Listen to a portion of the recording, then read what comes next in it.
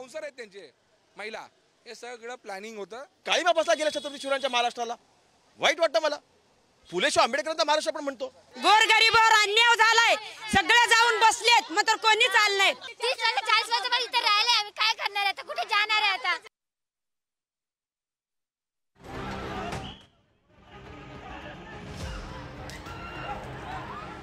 मुंबईच्या पवईतल्या जय भीम नगरमधला हा घटनाक्रम.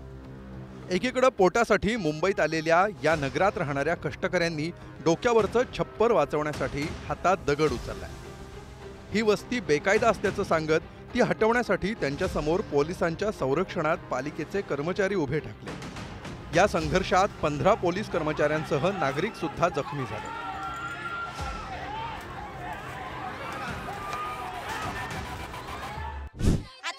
कपड्यावर निघल्या, काहीच नाही आमच्यापाशी, ना पैसा नाही, ना जायदाद नाही, ना राहायचं ठिकाण नाही. गावाला जायदाद इकून आम्ही हाय ते अर्धा फलट गावाला इकून केस लढल्या. इथं हिरोनंदनीवाला आमच्या संग अन्याय करायला. हिरोनंदनीवाला त्याच्यानं दम असल्यानं सामने होऊन येवाव. ते डायरेक्ट लाईटी चार्ज केले, डायरेक्ट मारले माणसाला, बायकांना बिकांना, पोरांना पण बघत नव्हते, पोरांना पण मारले. आणि पोरांना पण मारले तर मग ते पोरं मारले म्हणून, मार खाल्ले म्हणून ते मोठे जण मग त्यांना मारले. सर्व लोक आमच्यावर एकदम तुटून पडले मारण्याला. तर जीव कोणी असं, काही लोक आमच्या आतमध्ये बेहोश झालेत, घरामध्ये दरवाजे तोडून मारलेत. जेंट्स मारायला काय हक्क आहे लेडीजला मारायला? लेडीज मारायला पाहिजे ना सर. जेंट्स मारलेलं इथं मला काय करणार आहे सर, आम्ही कुठे जाणार आहे आता. 2 महिन्यांआधी या वस्तीत आगीची घटना घडल्याचं स्थानिकांचं म्हणणं आहे. त्यानंतर नाईलाजास्तव गरिबीचे चटके सहन करत या झोपडपट्टीत संसार थाटणाऱ्यांना मुंबई महापालिकेकडून भूखंड रिकामा करण्याची नोटीस पाठवण्यात आली होती. त्याचाच पुढचा भाग म्हणून या कारवाईसाठी अधिकारी आले. त्यावेळी अधिकाऱ्यांवर जमावानं दगडफेक केल्याचं बोललं जात आहे. रहिवाशांनी आक्रमक पवित्रा घेतल्यानंतर महापालिकेनं काही वेळेसाठी कारवाई थांबवली, मात्र नंतर या कारवाईला सुरुवात झाली. पवईतील हिरानंदानी परिसर आणि त्याच परिसरात असलेलं हे जय भीम नगर, आपण जर पाहिलं तर बुलडोजरने या परिसरात असलेली 600च्या वर घरं जे आहे त्याच्यावर बुलडोजर चालवण्याचं काम जे आहे ते पालिका प्रशासनाकडून सुरू असलेलं पाहायला मिळते. सकाळपासूनच या ठिकाणी पालिकेचे कर्मचारी आले, अतिक्रमण विभागाचे कर्मचारी आले, पोलीस आले आणि त्यानंतर या ठिकाणी बंदोबस्त करत कारवाई करण्यात येते. मात्र सकाळी या ठिकाणी या स्थानिक नागरिक असतील, त्याचबरोबर पोलीस प्रशासन यांच्यामध्ये बाचाबाची झालेली पाहायला मिळाली. दगडफेक झाली, पोलिसांचा लाठीचार्ज झाला. या सगळ्या घटना या परिसरात घडल्या. आणि आत्ताची परिस्थिती जर आपण पाहिली तर पुढारी ग्राउंड रिपोर्ट दाखवते आणि या ग्राउंड रिपोर्ट मध्ये या सर्वांना आपल्या घरातलं सामान घेऊन हे बाहेर जावं लागतंय. 2005 साली पवईच्या जय भीम नगर परिसरात कामगारांना तात्पुरता ट्रान्झिट कॅम्प तयार करण्याची परवानगी देण्यात आली होती. नंतर या ठिकाणी झोपड्यांची मोठी वसाहत निर्माण झाली. ही जागा शासकीय वसाहतीसाठी राखीव असल्यामुळे पालिकेनं अनेकदा इथलं अतिक्रमण हटवायचा प्रयत्न केला, मात्र दरवेळी हा प्रयत्न अयशस्वी ठरला. आज सुद्धा पालिकेचं पथक पोलिसांचा मोठ्या फौजफाट्यासह या ठिकाणी धडकलं होतं. त्याचवेळी रहिवासी आणि अधिकाऱ्यांमध्ये हा संघर्ष होता.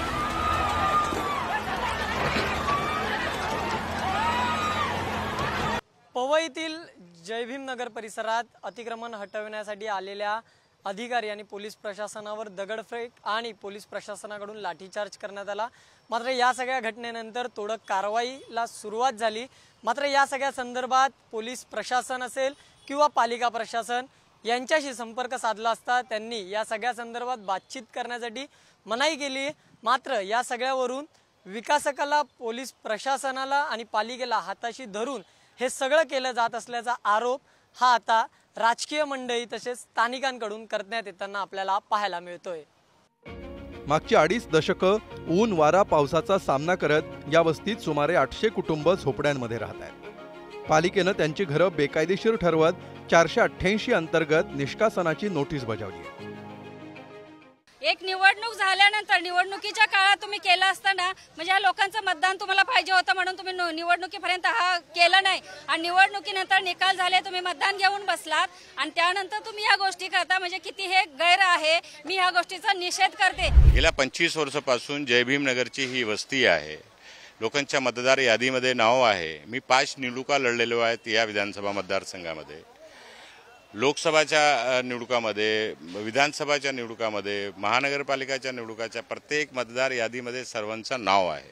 20 ते 25 वर्षापासून लोक राहत आहेत. शासनाच्या GRI 2011 स्लमला रिहेब करायचं, घर द्यायचं. या वस्तीतील नागरिकांकडून पालिकेसह पोलीस अधिकाऱ्यांवर दडपशाहीचा आरोप होतोय. या दडपशाही विरोधात स्वतःचं घर वाचवण्यासाठी शेवटच्या श्वासापर्यंत लढण्याचा निर्धार या कष्टकऱ्यांनी केलाय. बिल्डरच्या दबावाखाली पालिका, पोलीस आणि राजकारणी गरिबांच्या मुळावर उठले.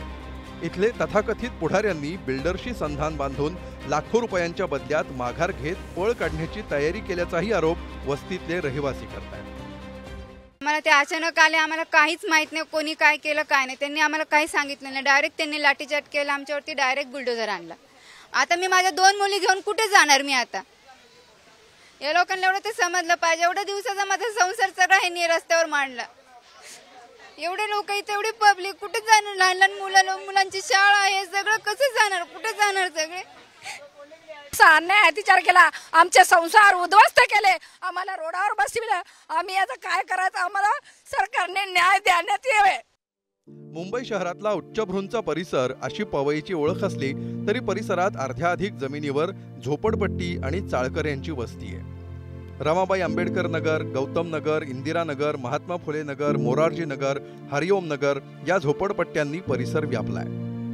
वर्षानुवर्ष या घरात थाटलेला संसार उद्ध्वस्त झालाय. त्यामुळे आता राहायचं कुठं, पोरांच्या पोटाची खळगी भरायची कशी असा प्रश्न महिला उपस्थित करतायत.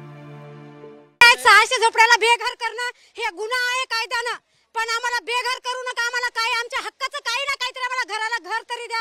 आम्ही बेघर झालो, आता आम्ही कुठे रस्त्यावर कुठे राहायचं? छोटे छोटे मुलं आहेत आणि डिलिव्हरीच्या बाया सुद्धा आहेत, तर काय करायचं आम्ही आता? आता आम्हाला घर कुठले रूमा भेटला, कुठले पैसे आहेत आमच्या जवळ? हा, तुम्ही सांगा बरं. आता आमच्या जवळ काही ना, आता पैसा नाही आदला ना. आमचे आता पिठं कुठं सगळे फेकून दिले, सर्व फेकून दिले. आता आम्ही कशावर करून खाणार, कशात राहणार? कुठं आता पाऊस जर आला तर कुठं राहणार आम्ही? हा, आता आमच्या लेकराचं शिक्षण पण गेलं. या प्रकरणात दगडफेक, लाठीचार्ज, त्यानंतर आरोप प्रत्यारोपही रंगला. लोकप्रतिनिधींनी अधिकाऱ्यांना धारेवर धरत अॅट्रॉसिटी अंतर्गत गुन्हा दाखल करण्याचा इशाराही दिलाय. आता या कष्टकऱ्यांच्या डोक्यावरचं छप्पर हिरावलंय हे वास्तव आहे. दगडफेकीचं समर्थन करता येणार नाहीच, पण वाद इतक्या टोकाला का गेला? या संघर्षात सत्य कोण, असत्य कोण? कायदा न्याय करेलच. त्यासाठी किती काळ लागेल? तोवर भर पावसात कुठं आसरा घ्यायचा हा प्रश्न या झोपडीधारकांना अस्वस्थ करतोय. पवईतून धनंजय दळवीसह रशीद इनामदार, पुढारी न्यूज.